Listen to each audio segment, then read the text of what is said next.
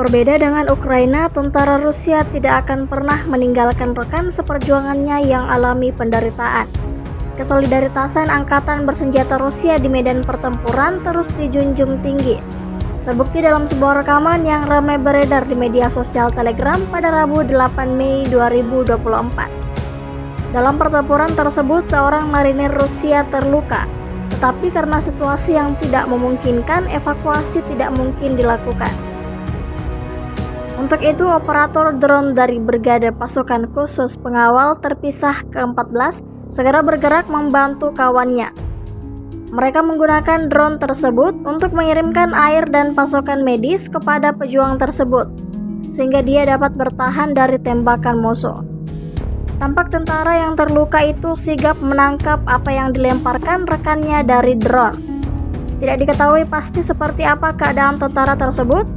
Video ini viral dan menuai beragam respon positif dari warganet.